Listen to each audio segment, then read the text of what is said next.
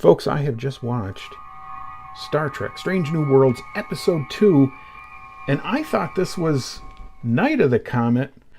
Turns out, however, that is not the case. Apparently, Catherine Mary Stewart is busy, and the title of the episode is Children of the Comet. Let's get started with the good, the bad, and the ugly. So let's start off. First, we're on a Strange New World. Another one. It's following along in the episodic tradition. The aliens look good. They look decent. A little bit of face makeup, and the costuming looks good.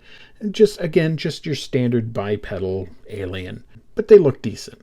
But number 2, it is a classic sci-fi story.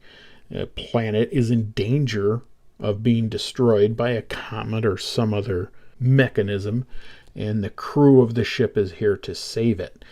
Now, along with this good, there comes a little bit of bad, because we can see there's a smattering of, half a dozen or so other episodes of Star Trek that kind of story tropes kind of come in and out here. We'll get to that more when we get to the bad, but I don't know if it is good or bad, but it's just odd. And again, we'll talk about that later. Part 3, I want to say that this is some classic Roddenberry type story. It is the sort of religion is bad, religion is extremism, science good, utopia good, that sort of thing. Now, I think most people know that Roddenberry was an atheist, or at least he said he was. There's a little bit of a turn in this episode. It wasn't exactly all religion is bad. Now, that's how they start things out. But as we see, and they even say in the episode that the space monks were right, because that's how it turns out. They do leave you with something of a question, and that is what good sci-fi does. It presents you with a situation, and it makes you ask questions. And I think that was good. That was some good sci-fi. Next is Hemmer. And Hemmer is an Enar. I really, really do like his character. He's an interesting character. Most of all, what I like is it is a callback to Enterprise. And as most of you know, Enterprise is a kind of a favorite of mine as far as Star Trek goes. I know a lot of people don't like it. I really like his character. I wish we would have seen more of him. We really didn't. He was kind of just introduced. Interestingly enough, he is not the first engineer to be blind, as obviously Geordi was also blind and chief engineer. The other thing I want to say about Hemmer's race, the Enar, they're not disabled. And he even speaks to this in the episode. His people, the Enar, are naturally blind. If you remember the original episode from Enterprise, United and the Enar, they do talk about their race quite a bit. They're not necessarily all blind, but pretty much most of them are. And they communicate telepathically, and they are all natural telepaths, and they have this ability to feel and sense around them. The relationship between him and Spock should be interesting, because Vulcans have this ability as well. So, and they even talk about it a little bit in this episode, that Spock was sending him a telepathic message that he picked up on. The Uhura character. I like her character. I like the actress. The character is very likable, and we get to see that she has an origin story. There is some bad in this too, which I will get to, but it's a decent story. They're doing kind of the reluctant hero trope with her. It works well enough. I think they hit you over the head a little bit too much with it, though, but it's okay. I wouldn't say it's great, but it's okay. Okay, let's move on to the bad. So first off, and again, I talked about this before, this is both good and bad, and this is a little troubling because we saw something similar to this in the first. This episode is a little similar to some other episodes. And I want to go through some of these. I think the most pronounced is the original series for The World is Hollow and I Have Touched the Sky. I think that's probably the one that most people will recognize as it being similar to. Now, in that episode, the people of this world were on, I believe they called it a derelict planet. Turns out they were also heading toward a populated world that it ultimately would destroy.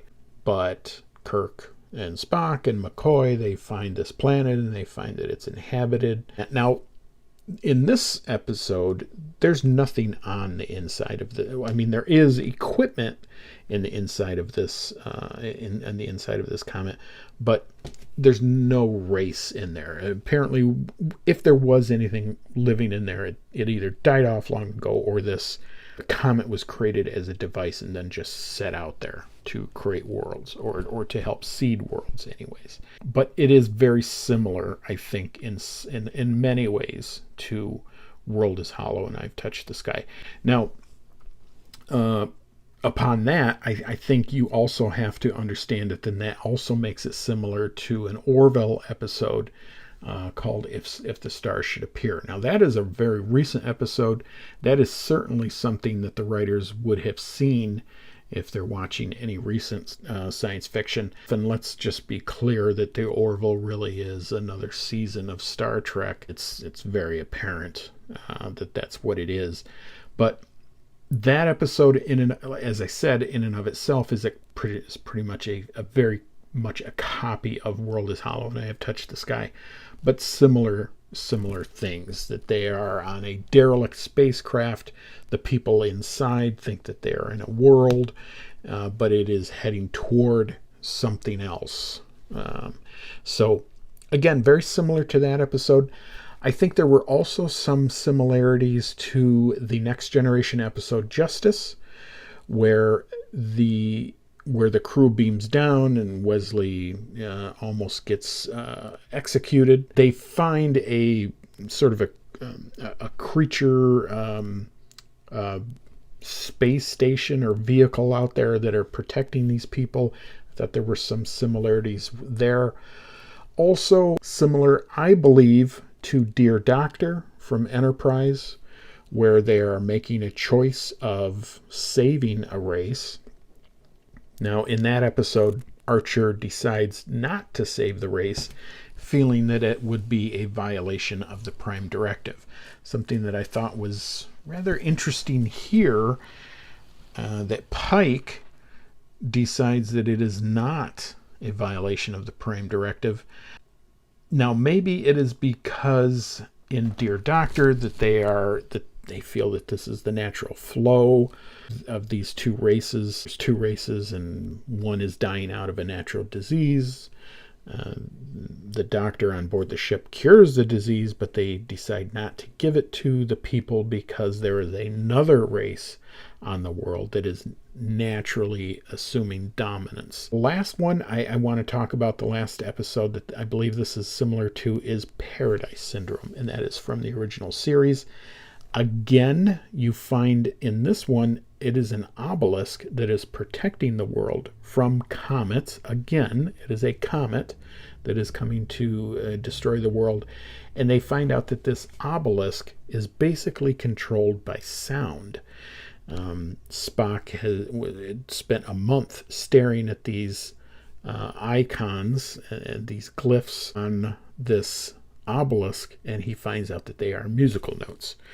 Again, very similar to what we see in this, and I think that also creates a bit of a continuity error, because wouldn't Spock have known about this? In Paradise Syndrome, again, he spends a month staring at this obelisk, thinking, and then he finally comes to the conclusion that these are musical notes. But if several years earlier he was involved in this mission and the same thing happened, that there's these glyphs on this device, and they turn out to be musical notes. I mean, should it have really taken him a month to realize that if he's already been through that. This is the problem you go through when you do prequels, because you kind of screw yourself in the writing.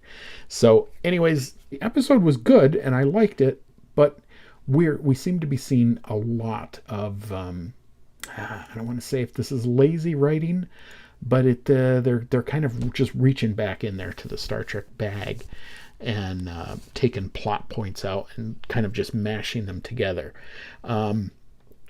This is okay, and this will work if they just do it once in a while and it's smattered here and there. But if they keep this up, I think this is going to go really bad. They need to have some original Star Trek stories, some original sci-fi episodic tales, and they just need to be their own. So next, I think what I really didn't like was the previously on. The episode started out and they did previously on Strange New Worlds. I didn't like that at all. It kills the episodic nature. It promotes more of a epic genre. It creates more of a Game of Thrones in space, as I talked about last time. I would prefer they completely get rid of that entire thing, that previously on. Just edit it right out. Get rid of it. We don't need to see that. If I want to know what was on the previous episodes, I'll go watch the previous episodes. And if I missed one that week, I can go back and watch them anytime. It's a streaming service. I don't need to see a run through. And can I skip it? Sure, I can. They even have that function. But why even put it on there is my question. Okay, next bad is Sam Kirk, the porn stash. I meant to put this in my review of the last episode because Sam comes in the last part, but somebody's got to shave that man. It's disgusting. It's creepy. It's going to scare children. It's got to go. Just get rid of it. It's horrible. All right, next. And this seems rather... and I just felt that it was a little odd. I like Uhura's character. It seems a little odd. And I know she's a cadet. I know she's just there as an ensign. She's learning whatever what her role may be, but it just seems terribly obvious that she's going to be communications, and it's just like this huge thing hanging over her. It's like, she's going to be communications. She knows 36 different languages. Of course she's going to be communications. She's there to learn and pick out what her specialty is going to be, but yeah, of course she's going to be in communications. So it just seems a little bit inevitable and unnecessary. And so next, Sam Kirk. His character is fine. We don't really get to know much about him because he's kind of out of a large part of the episode. It seems like Sam was just kind of brought on, used and abused as a plot device, and then bam, he's on the ground and he's out. They do that a lot in this series. A lot of using characters as plot devices, and we'll get to that a little bit more. But I'm sure we'll see more of him. They seem to be doing the X character gets X show. So each character is going to get his or her own show to kind of, show them in the light and kind of tell their story. And we'll get to a little bit more of that. All right, next is the ugly. All right, first off, I want to start and again say the ship is too damn large. It's too big. The captain's cabin was freaking insanely huge. It looked like it could have been a yacht. It could have been a separate yacht of his. It was huge. No ship of the line anywhere in any conceivable fleet or service of any kind would have that much unused space. These people were sitting around like they're grilling hot dogs somewhere, and yeah, it pulls you right out of the story. It looks like they're just, like I said, they could be in a restaurant for all I know. I don't even think kitchens and restaurants wouldn't be that big. It's very odd.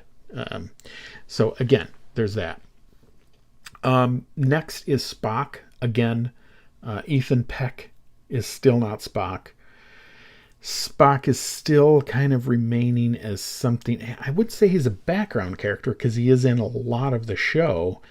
But again, his entire character just seems to be there to advance the plot for other people's stories. Now, I'm sure they'll get to some of Spock's own stories as it is, but just doesn't seem like Spock. And I think we're going to see this played out again and again with some of the other characters, and this is bad. Now, next, we're going to go to Uhura. Now, I like Uhura. I like the character. I like the person they have playing her. The problem is, again, it's just not Uhura. Now, and again, this might be the actors believing that they can reinterpret the character as they see fit. Maybe they feel that they have that ability and responsibility, but it just pulls you right out of the story. It just doesn't seem like Star Trek. It's not right. I really think they should be going back. The actors who are playing legacy characters, they need to go back and watch the original series. They need to watch the character that they are playing and see how they are played. They are not playing themselves. They're playing a character, a legacy character that already exists.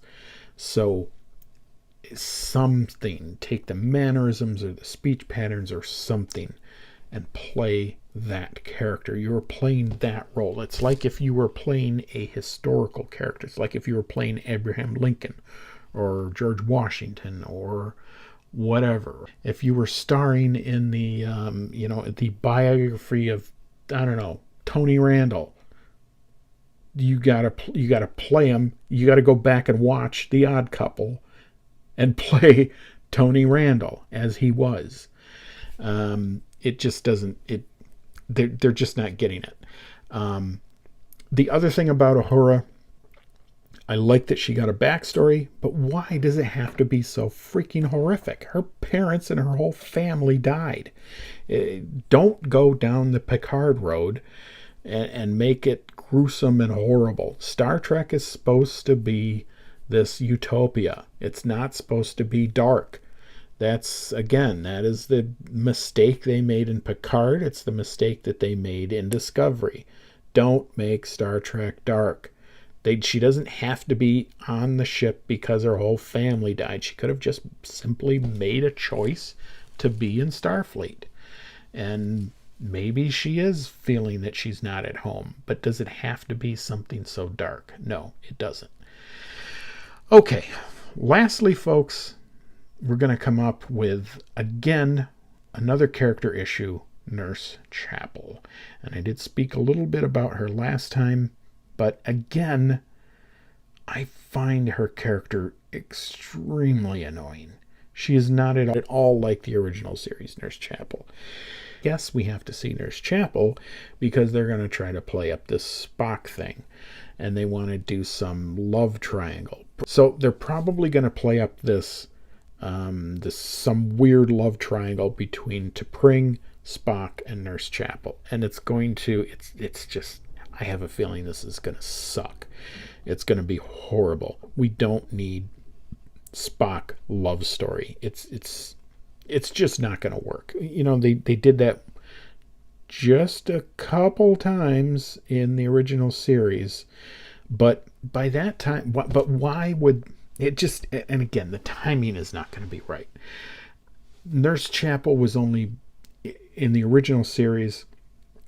This happened only just a few times, and her attraction to Spock was just kind of growing even at that time. So, and this is at least 10 years before that. It wouldn't be there. It just wouldn't. And it's not natural. There is absolutely, positively no chemistry between Spock and the Nurse Chapel character. They are nothing alike. They would make a horrible couple. I don't even want to see Spock in a couple relationship with anyone. So please, for the love of all that's Star Trek, stop this love triangle before it starts. Okay, folks, that is it. We've gone too long already. What did I think in general? Again, I like this. It's okay, but there are some issues. Let's hope that they get a hold of these things and they can make it right. I am interested to see more. I do like some of the characters, but yeah, I'm not going to say there aren't issues. But in general, I think it's probably still a little bit of, I don't know what you would call it, Stockholm syndrome. That I've been held up with bad Trek for so long. I get a little bit of good Trek, and maybe I just kind of like it. Maybe that's probably kind of what it is. I still don't think this racks up to some of the other series, but it's probably the best Trek we've had in quite some time, and that includes the recent movies as well. So, all right, folks, give us a like, share, and subscribe down below. Let me know what you thought of this episode, and we'll go from there. I'll see you on episode 3. This is Tack Nerd beaming out.